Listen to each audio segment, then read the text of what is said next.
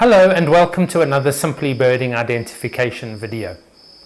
I'm going to be discussing the identification of the white-rumped swifts, if you want to call it, the three swifts in southern Africa with a white rump, so that would be little swift, Horus swift and white-rumped. This was sparked by something I saw on social media. Someone had posted a picture of a swift and they'd tagged it as a Horus swift.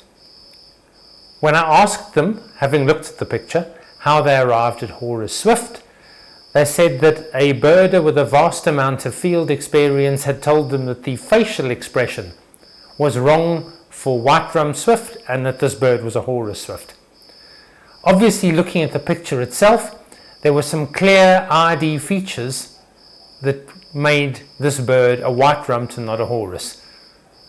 Now, I've never heard of facial expressions of swifts being a useful ID feature, but obviously just because I haven't heard of it doesn't mean it isn't valid. So I thought I'd take some time to delve into it and unpack whether you can actually identify white-rumped swifts using facial expressions or facial features. So first off, I'm going to delve into some of the books that I had a look at, and I did research this quite extensively. I didn't just go and look at one book or one app and make a decision. So I had to look at the new Roberts Field Guide, and that had just the basics. There was no mention of any facial features there. Same for Ulrich Oberpreller and Berger Silier's Bird Guide of Southern Africa. No mention of facial features there. Same for the previous Roberts Guide. I looked at my old Newman's Birds of Southern Africa. I looked at Sassel Birds of Southern Africa. And there was nothing mentioned in any of these books about using facial expressions or features to identify the Southern African white-rumped swifts. So obviously I've made a couple of notes and I went through the process of looking at this topic. So first off, this particular book, the Peter Ryan and Ian Sinclair's Photographic Guide, that only made mention of the size of the white throat patch. That Horus Swift is a little bit bigger and the throat patch is slightly smaller on white-rumped swift.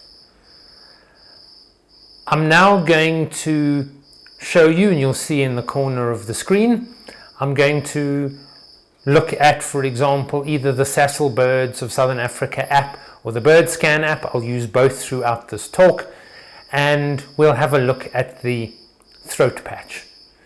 Now first, if you look at a Horus Swift, you can see that the throat patch is fairly extensive, but what I will say is this book doesn't actually specifically say that it is larger. It just says that the Horus Swift has a white throat patch like little and white-rumped. Now if you have a look, white-rumped swift, you can see some of these photographs. They have an equally extensive white throat patch. So first off, on the white throat patch, there's not a lot to go on there. So that in itself isn't a feature. So now I then went and had a look at certainly our best text on local identification with local knowledge, and this is the big Roberts 7 Birds of Southern Africa. And let's delve into some of what Roberts 7 said. Firstly, for little swift, there's a black patch in front of the eye. For white-rumped swift, they said the same. All they said for Horus is contrasting dark eye. Roberts 7 doesn't make any mention of whether there's a black patch in front of the eye or not. Now we're going to look at some pictures again. Firstly, if you look at little swift, you can see if you zoom in on the photograph, it clearly has a dark patch in front of the eye and fairly dark lores potentially. Now we're going to look at a white-rumped swift, and you'll see very much the same. If you zoom in on the eye, you can see that it's also dark. The problem is now you get to Horus Swift. And now we're going to zoom in on the eye of a Horus Swift. Possibly there's slightly less contrast between the laws and the rest of the eye, but I would hardly call it pale. There's not a vast difference. Now you bear in mind these are dark birds and we're looking at the subtlety of dark plumage tones, and these birds move incredibly fast. I'm not actually seeing a reliable difference here in any event. But you add to it the speed at which these birds fly. At best, if you took a photograph, maybe, but I still think this is a rather tenuous difference. We then have a look, and Robert 7 further mentions that little swift has a narrow supercilium, and it also mentions that Horus Swift has no supercilium. So first I'm going to zoom in on the eye of, or the head at least, of little swift, and you can see it has a supercilium. Nothing dramatic, nothing bold, but it is there. Now according to Robert 7, there's no supercilium on a Horus Swift. But if you look at this image that I'm zoomed in on now, it's thin, but there is a white supercilium there. So I'm not even sure you can use supercilium or no supercilium to separate Horus and little swift. And further to that, white-rumped swift makes no mention of supercilium at all in Robert 7. It doesn't say whether it has or doesn't have, but if you zoom in you can see that you also get some sort of a supercilium. So as we're unpacking these facial features, certainly the contrast of how dark the eye is, the laws, and the supercilium.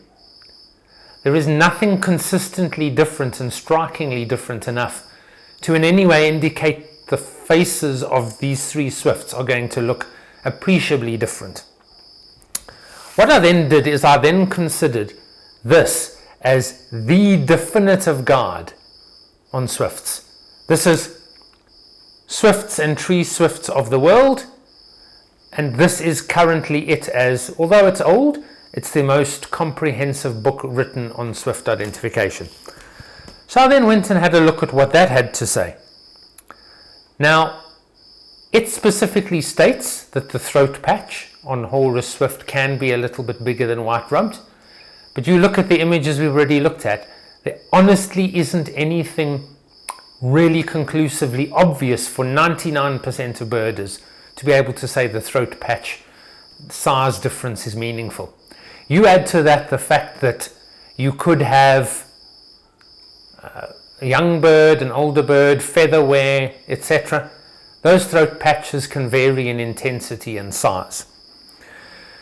The other thing that the Swifts and Tree Swifts of the World book mentioned was they said that the laws on Horus Swift are lighter than the rest of the head.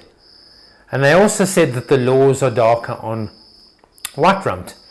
If you go and have a look again, here's a zoomed in picture of the face of a Horus Swift, and now we're going to look similarly, zoom in on the face of a white-rumped Swift.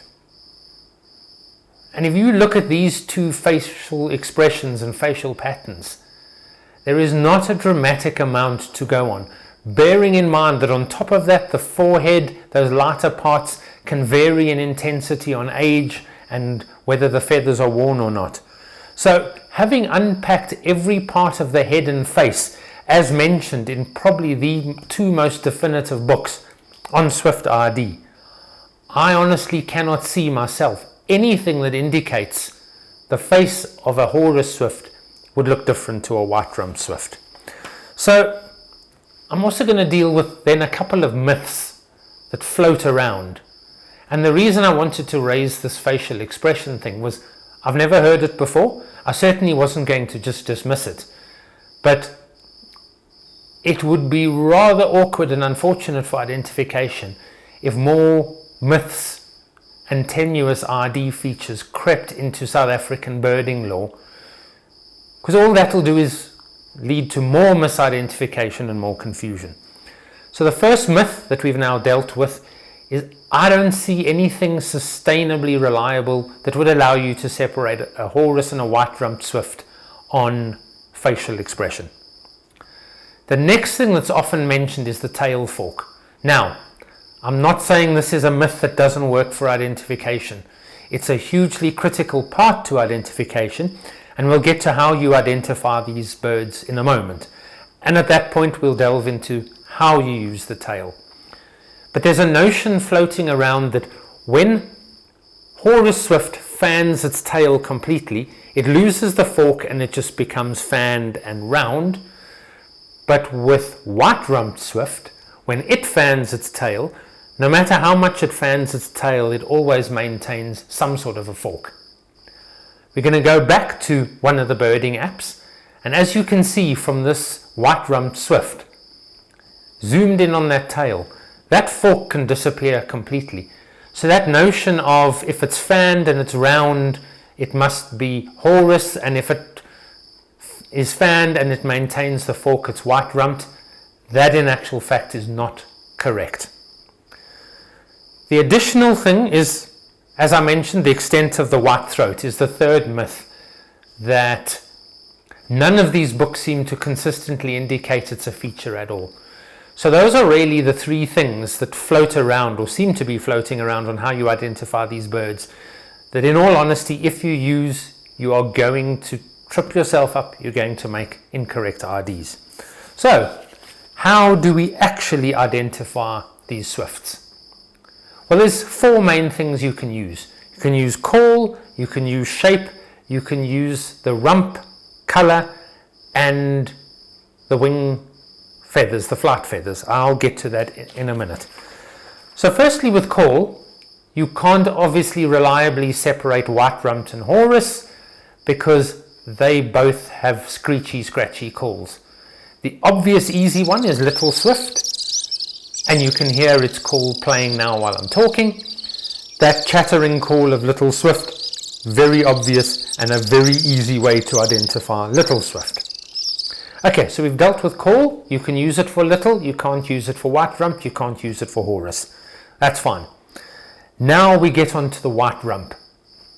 Horus and little both have very broad, straight white rumps. Again, here's a picture of a white-rumped Swift. And you can see white-rumped actually has a U-shaped, narrower white rump. This white rump also doesn't wrap round much onto the flanks, the side of the tail, so to speak. It's pretty much restricted to the top of the bird. Now if you look at a Little Swift and a Horus, that rump pattern tends to be straight, rectangular, much broader, and it tends to wrap round onto the side of the bird significantly more. So you can separate them on the white rump. You can certainly lump Little and Horus together on the large square rectangular rump, and the more U-shaped narrower rump would give you white rumped. And then you can bring in the tail into this. Now I mentioned earlier, be wary of the fan tail, but if the tail is forked and shallow forked, clearly it's a Horus. When the tail is only slightly opened. When the tail is slightly opened on a white rump, it's long, and white rump really has this elongated pointing back end to the bird that almost looks like it's really trying to be that long needle tail look of a palm swift. But you add to that, once the tail's completely folded and you see no fork, Horus Swift's tail is still shorter and it tends to be square-ended. Whereas when the tail is completely folded on white-rumped Swift, it's pointed. So already, aside from little, you can separate white-rumped and Horus on the depth of the fork and how elongated the bird is when the tail's not fanned out. And then finally, and here's the crucial feature that helped me spot a white-rumped Swift versus a Horus in this infamous photograph on social media. And none of this, of course, is pointing any fingers. I'm not going to mention who took the photo, and I don't know who the expert was that used facial expressions to identify a Horus white-rumped swift. It's irrelevant, it's not important. It's not about who's right and who's wrong. It's more about just making sure you don't make the mistakes. And clearly the fact that this bird was incorrectly identified on facial expression means that even for an advanced birder, I'm not so sure it works. So how did I spot this white-rumped swift that was called a Horus? One of the key things, and you'll see zoomed in here, you look at the tips of the flight feathers of white-rumped swift. The secondaries and even some of the inner primaries are actually tipped white. You will never ever see this on a Horus swift ever. If you see those white tips to the inner wings, little swift doesn't have it, Horus doesn't. That is simply the single best feature, and it's like a neon sign on the back of your white-rumped swift that it's a white-rumped swift. And of course you do have to be careful when the plumage is worn. Those white tips can wear away. At that point you're going to be using the elongated pointy tail versus the shorter squarer ended tail to separate Horus from white-rumped. And you're going to use the fact that Horus has a broad rectangular rump wrapping further round onto the flanks, whereas white-rump, it's narrower and more U-shaped, and it tends not to wrap round onto the side of the bird at all.